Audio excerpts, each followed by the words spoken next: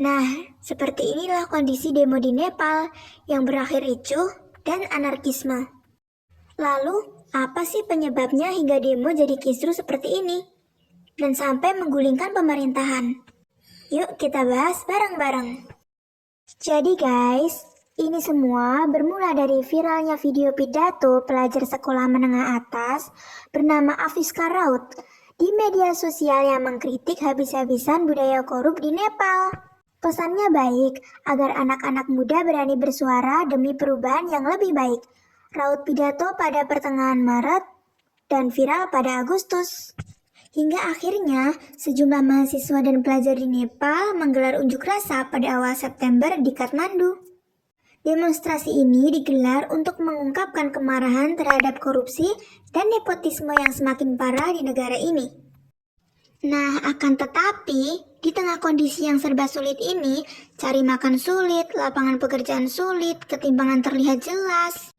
Para pejabat dan anak-anaknya malah memamerkan kekayaan di media sosialnya. Gaya hidup hedon sangat berbeda dengan masyarakat sipil yang serba kekurangan. Jelas banget kan ketimpangannya kayak apa? Ini bikin masyarakat makin gerah dan muak. Sama kelakuan para pejabat yang super-super hedon ini, tanpa memikirkan orang lain. Kemarahan diungkapkan publik Nepal di media sosial berupa kritik hingga kecaman dan mengajak warga aksi turun ke jalan lebih ramai. Namun, pemerintah malah memblokir seluruh platform media sosial, termasuk WhatsApp hingga YouTube pada 6-7 September. Nah, akibat pemblokiran beberapa platform media sosial tersebut, publik semakin melampiaskan kemarahan dengan menggelar aksi demo yang lebih besar di Kathmandu, hingga merusak fasilitas umum loh. Hingga akhirnya massa merangsek ke gedung parlemen dan kantor Perdana Menteri. Aparat kepolisian mulai bertindak lebih represif dengan melakukan kekerasan sehingga korban tewas berjatuhan. Total saat itu 19 orang tewas. Nah, massa semakin ngamuk dong dan melawan represi aparat. Sejumlah orang pun tampak melakukan pembakaran, bahkan gedung parlemen hingga rumah-rumah pejabat. Bahkan guys, dikatakan bahwa ex-istri Perdana Menteri Nepal ikut tewas terbakar di rumahnya karena tidak sempat menyelamatkan diri dari amukan massa.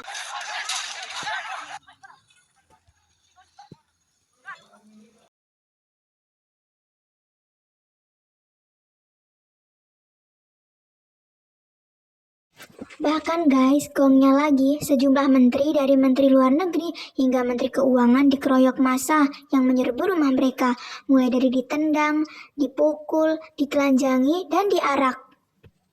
Kalian bisa bayangin dong sekeos apa waktu itu. Nah, semakin demo tidak terkendali, situasi tidak kondusif, serta banyaknya korban berjatuhan, akhirnya Perdana Menteri Nepal Sharma Oli mundur pada Selasa 9 September, disusul Presiden Nepal Ramchandra Paudel yang juga mengundurkan diri. Nah, akibatnya Nepal mengalami kekosongan kekuasaan, sehingga militer yang mengambil alih negara. Akibatnya kekacauan di mana-mana. Penjarahan, pembakaran, perusakan fasilitas publik, nilai mata uang terjun bebas, bahkan tahanan di kepolisian pergi melarikan diri. Kabur dong, gak tahu deh kacaunya kayak apa itu. Akhirnya guys, militer dan pihak mahasiswa kemudian membahas mengenai tokoh yang dianggap layak menggantikan Perdana Menteri dan Presiden Nepal yang mengundurkan diri.